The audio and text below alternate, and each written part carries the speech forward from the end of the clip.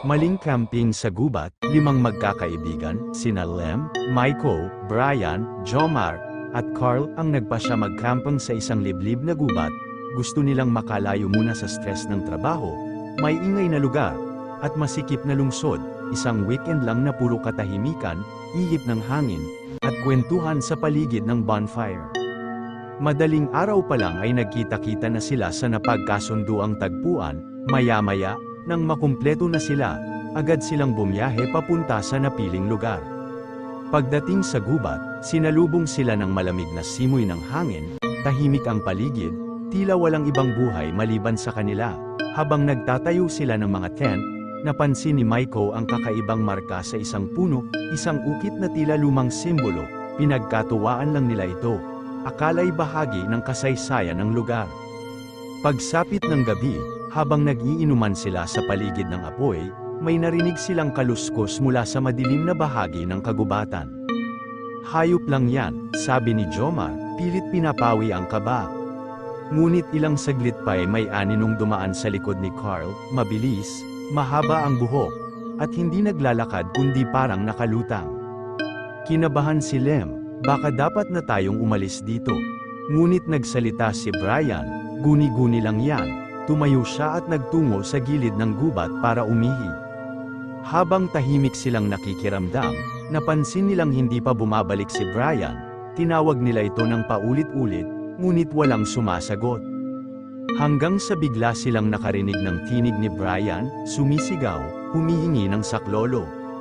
Nagkanya-kanya silang hanap kung saan galing ang tinig, ngunit wala silang makita. Ilang sandali pa, muling sumigaw si Brian, mas malakas, mas puno ng takot, parang kinakatay. Kasabay ng pagkawala ng tinig ay ang pagkarinig nila ng kakaibang ungol at angil mula sa loob ng kagubatan, unti-unti itong lumalapit. Sa sobrang takot, nagdesisyon silang tumakbo paalis, ngunit habang tumatakbo, nasalayan nila ang wangis ng nilalang na humahabol sa kanila, isang halimaw, mahaba ang mga kamay, matutulis ang mga pangil, at ang mata'y naglalagablab sa galit.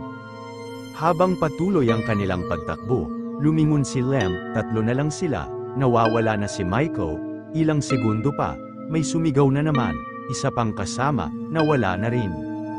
Isa-isa silang naglaho, hanggang si Lem na lamang ang natira.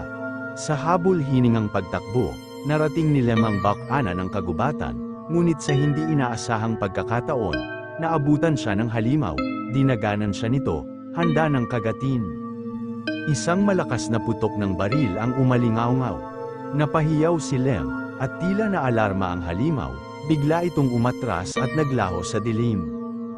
2 matandang lalaki at isang dalagang babae ang patakbong lumapit sa kanya.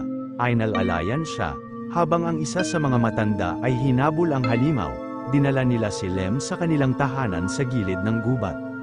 Sa sobrang pagod, takot, at sugat, agad na nakatulog si Lem. Kinabukasan, nagising si Lem at agad lumabas ng kwarto, inanyayahan siyang mag-almusal ng 2 matanda. Tahimik, mabigat ang pakiramdam niya. Habang kumakain, hindi na niya napigilan ang tanong. Asan na po yung mga kasama ko? Tumigil sa pagkain ang isa sa mga matanda. Tumingin ito sa kanya at mahinang sumagot. Hindi mo ba naaalala?